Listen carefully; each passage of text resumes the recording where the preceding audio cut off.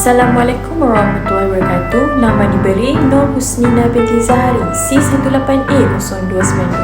Pada hari ini saya akan menjelaskan tentang tajuk kajian yang telah saya pilih, iaitu Taman Negara Gunung Mulu di Sarawak. Taman Negara Gunung Mulu yang terletak di negeri Sarawak di Pulau Borneo adalah terkenal kerana kepelbagaian biologi yang tinggi dan ciri-ciri khasnya. Taman ini didominasi oleh Gunung Mulu, puncak batu pasir setinggi 2,376 meter, dan harta itu merupakan kawasan khas tropika yang paling banyak dikaji di dunia. Formasi melinau geologi mengandung kepekatan gua yang luar biasa, mendedahkan sejarah geologi lebih daripada 1.5 juta tahun.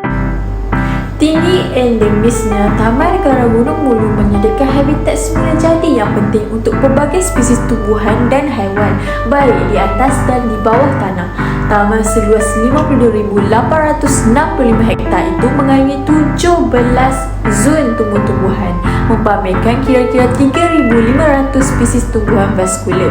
Spesies sawitnya sangat kaya dengan 109 spesies dalam 20 genre direkodkan, menjadikan salah satu tapak terkaya di dunia untuk spesies sawit. Menyediakan perlindungan untuk kawasan besar hutan tropika utama Borneo dan rumah bagi kepelbagaian spesies yang tinggi, termasuk banyak spesies endemik dan terancam. Lalu ada ruang gua yang menyediakan tontonan hidupan liar utama dari segi berjuta-juta burung walit gua dan kelawar. Hartanah ini adalah rumah kepada salah satu contoh terbaik dunia tentang proses keruntuhan di kawasan karstik dan menyediakan peluang saintifik yang luar biasa untuk mengkaji teori tentang asal-usul fauna gua. Menara yang berarus dalam sungai liar gunung yang dilitupi hutan hujan, puncak batu kapur yang menakjubkan, laluan gua dan hiasan yang terdapat di dalam harta tanah menghasilkan lanskap dramatik dan pemandangan yang menakjubkan yang tiada tandingan. Bagi kriteria Taman Negara Gunung Mulu ialah kawasan keindahan semula jadi yang luar biasa, dengan hutan primer yang menakjubkan, rupa bumi khas, gunung air terjun dan gua terbesar di bumi Sarawak Chamber. Ruang gua terbesar di dunia, membentangkan 600 meter panjang dengan 415 meter lebar dan 80 meter tinggi, dengan volum 12 juta meter padu dan rentang bumbung yang tidak disokong. 300 meter ruang ini mengecilkan mana-mana ruang besar lain yang ditemui setakat ini. Selain itu ialah gua besar dengan diameter 120 hingga 150 meter adalah laluan gua terbesar di dunia yang diketahui pada masa ini, dan sistem gua Clearwater memegang rekod dunia sebagai gua terpanjang di Asia pada 110 km laluan dipetakan dan diterokai sebagai sebahagian daripada gua terbesar di dunia yang mengandungi contoh yang baik gua sungai tropika, celah banjir, vaduz dan gua freatik yang mempamerkan contoh halus semua jenis palladium, iaitu struktur yang terbentuk di dalam gua oleh pemendapan mineral daripada air. Bagi keperluan perlindungan dan pengurusan Gunung Mulu ini ialah diwartakan secara rasmi dan ditubuhkan pada tahun 1974. Perlindungan dan pengurusan Taman Negara Gunung Mulu disokong sepenuhnya oleh Ordinan Taman Negara Darza Alam Semula Jadi 1998 dan perundangan subsidi darinya. Peraturan Taman Negara Darza Alam Semula Jadi 1999.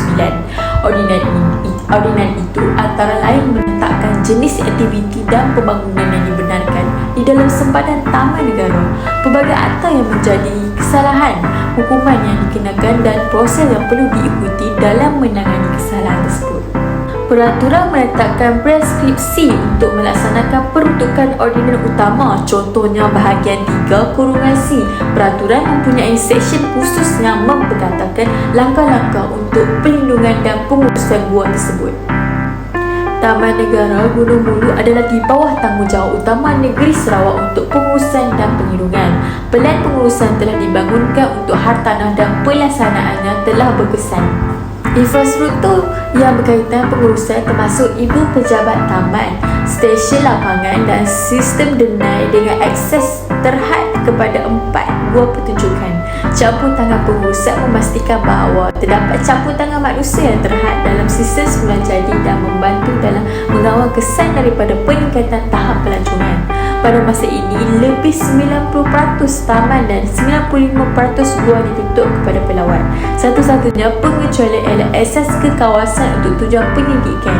Selain itu, terdapat juga pengurungan akses ke beberapa gua yang sensitif.